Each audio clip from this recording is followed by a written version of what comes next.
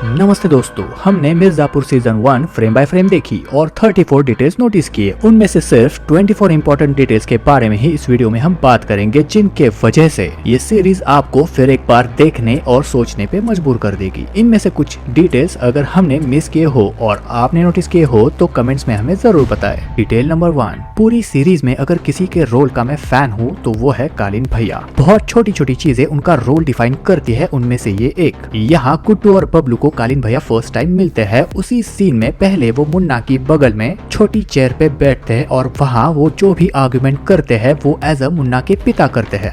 तुम्हें पता था मुन्ना हमारे लड़के हैं? जी भैया जी। लेकिन बाद में वो अपनी बाहुबली वाली बड़ी चेयर पे बैठते हैं, तब एज अ बाहुबली वो गुड्डू और बबलू में फायदा देख उन्हें जॉब ऑफर करते हैं। हमारे लिए काम करोगे? यहाँ क्रिएटर्स पूरी सीरीज के लिए कालीन भैया का कैरेक्टर डिफाइन करते हैं कि ये बंदा हर सिचुएशन में as a father, as a Baahubali, as a businessman की तरह सोच के रिएक्ट करता है।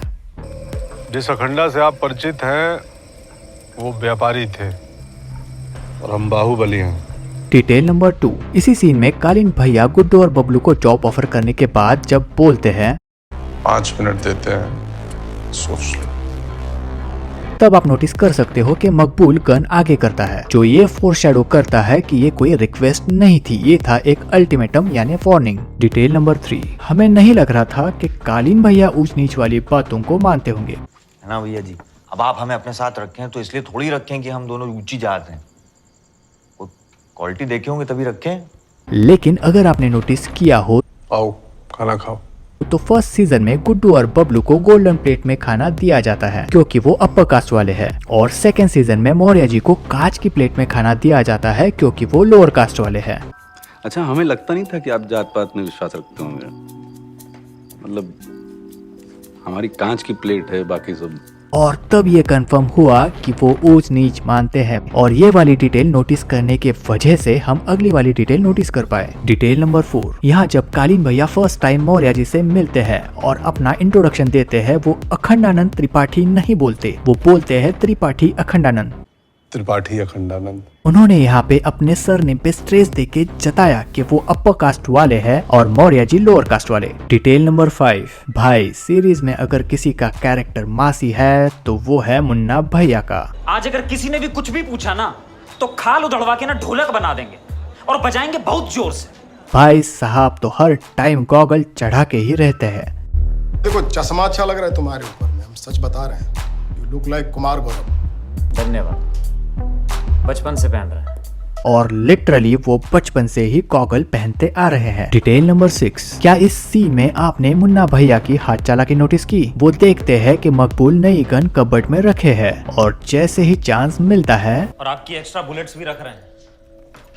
बुलेट्स रखने के बहाने गन चुपके से निकाल के शर्ट में छुपा लेते हैं और रमाकांत पंडित यानी गुड्डू बबलू के घर वही गन यूज करते हैं। डिटेल नंबर 7, इस सीन में मुन्ना रमाकांत पंडित जी के घर धमकाने आता है, तब गुड्डू की माँ रमाकांत जी के गन से पूरी बाजी पलट देती है। लेकिन ये गन आई कहाँ से, और अगर ये गन वहीं पे थी तो ये मुन्ना या उसके लोगों को दिखी क्यों नहीं? अगर आपने ठीक से नोटिस किया होगा, पहले वकील साहब उनकी गन बैग से निकाल के ऊपर रखते हैं, फिर केक लाने से पहले गुड्डू की माँ वो बैग और गन नीचे चेयर पे रखती है, और जब मुन्ना आता है तब आप यहाँ ये गन नोटिस कर सकते हो। और बड़ी चालाकी से गुड्डू की माँ उस गन को मुन्ना और उसके आदमियों से बचा के रखती है और खुद की पोजीशन गन के पास सेट करती है। और जब टाइम आता है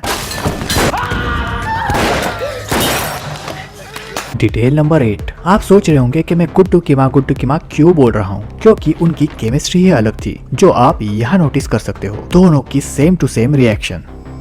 डिटेल नंबर 9, ये रहे अपने सबसे बड़े त्रिपाठी। उनके क्या कहने, उम्र का लिहाज तो उन्होंने कभी किया ही नहीं, लेकिन क्या लगता है आपको उनकी उम्र क्या होगी? यहाँ पे आप नोटिस कर सकते हो उनका डेट ऑफ बर्थ, जो बाबूजी का कैरेक्टर निभाने वाले एक्टर कुलभूषण खरबंदा जी का रियल में भी है। डिटेल नंबर 10, बाबूजी की तरह उनकी गन की भी अलग स्टोरी है। फ्लैशबैक में आपने उनकी ये वाली गन देखी होगी। प्रेजेंट वाली स्टोरी में यहाँ तक वो उनके पास रहती है, लेकिन बाद में वो गन बिना त्रिपाठी के पास आप देख पाते हो, जो उसने बाबूजी से चुराई है।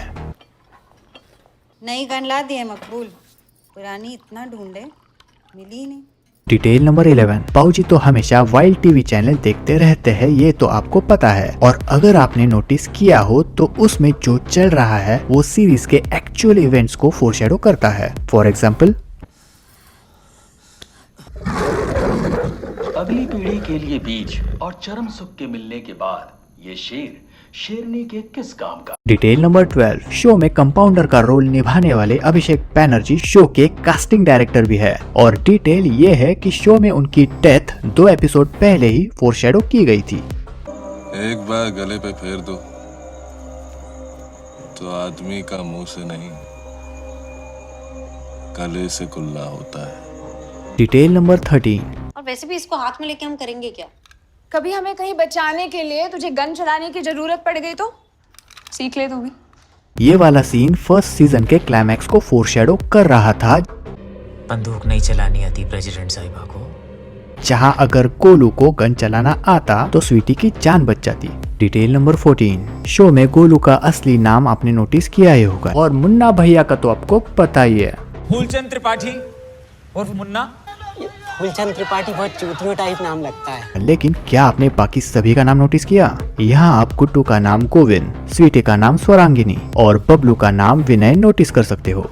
डिटेल नंबर 15, यहाँ गुड्डू और बबलू का एड्रेस आप देख सकते हो, मुकेरी बाजार मिर्जापुर। मुकेरी बाजार नाम कहीं सुना हुआ लग रहा है, राइट? ब्रजेश जी, मुकेरी बाजार का कौन है कबूतर? राजन मिश्रा। जी भैया जी। जी हाँ, जिस कबूतर को गुड्डू पहले साफ करता है वो मुकेरी बाजार वाला राजन मिश्रा ही है। वो कहते हैं ना, शहर की सफाई करनी हो तो घर से शुरू करनी चाहिए, उसी हिसाब से ये लोग अपने ही एरिया से सफाई शुरू करते हैं। डिटेल नंबर 16, अगली बार पिक्चर देखने चलें स्वीटी। सलमान की लगेगी तो चलेंगे। यहाँ ये स्वीटी ऐसे ही नहीं बोलती, वो सच में सलमान की फैन है। यहाँ आप उसके रूम में सलमान खान की फोटोज नोटिस कर सकते हो और अपने गुड्डू भैया द रॉक के फैन है। डिटेल नंबर 17, यहाँ गुड्डू दहेज में गुड लक मांगता है। दहेज लेंगे? अब दहेज भी चाहिए तुमको? गुड लक ले आना।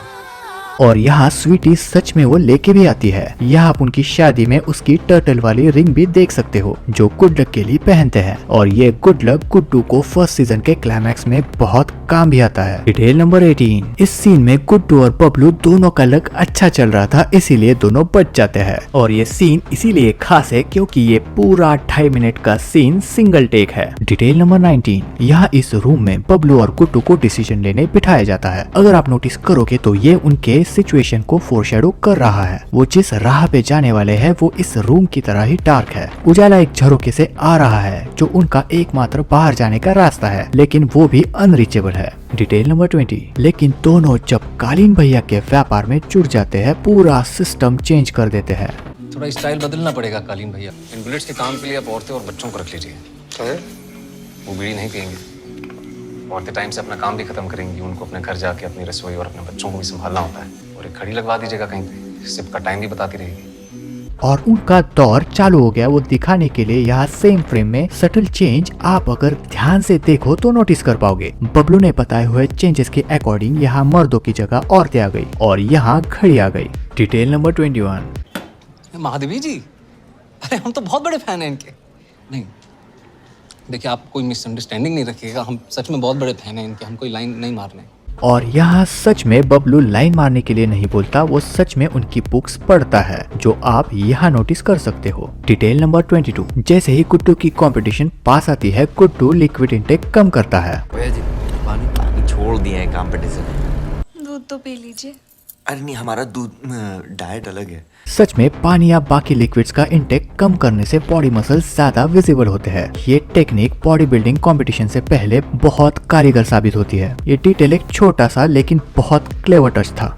डिटेल नंबर 23, हमको एक्स्ट्रा पैसा चाहिए, अभी सपोर्ट करोगे तो व्यापार बढ़ा देंगे तुम्हारा, मिर्जापुर का रेंज दिलवा देंगे तुमको। और ये आता है बक्सा भर के कैश। चड्ढा को तो मिर्जापुर का बिजनेस डेस्परेटली चाहिए और इसीलिए वो सिर्फ शुक्ला जी के भरोसे नहीं बैठते। वो मिस्टर पूर्वांचल कंपटीशन जो मिर्जापुर में हो रहा है उसे को स्पॉन्सर करके मिर्जापुर में अपने कदम रखने की तैयारी कर रहे हैं, जो आप यहाँ नोटिस कर सकते हो। Detail number 24। इस सीन में मुन्ना जॉइंट मारता है और जब ये मुंह से खींचा जाता है तब इसका कलर थोड़ा डार्क हो जाता है और बाकी टाइम ये थोड़ा लाइट रहता है। लेकिन इस सीन में अगर आप ध्यान से नोटिस करो तो ये बाद वाला जॉइंट क्लियरली CGI इफेक्ट है, क्योंकि इसका कलर कांस्टेंट रहता है। बाद में यह कंफर्म करने के लिए हमने थोड़ा रिसर्च किया, तब पता चला कि क्रिएटर्स ने एक इंटरव्यू में बताया था कि इस शॉट के दौरान जॉइंट बुझ गया था, लेकिन एक्टर देवेंदु शर्मा सीन में इतना डूब गए थे और शॉट बहुत अच्छा जा रहा था तो डायरेक्टर ने कट बोला ही नहीं और यही शॉट फाइनल में CGI की हेल्प से ठीक किया गया। तो दोस्तों आज के वीडियो में बस इतना ही। ये था मेरा ब्रेकडाउन मिर्जापुर सीजन 1 का फ्रेम बाय फ्रेम देखने के बाद एंड आई होप ये वीडियो आपने एंजॉय किया होगा। अगर हाँ तो please like and share the video and subscribe to my channel. Thank you और मिलते हैं नेक्स्ट वीडियो में।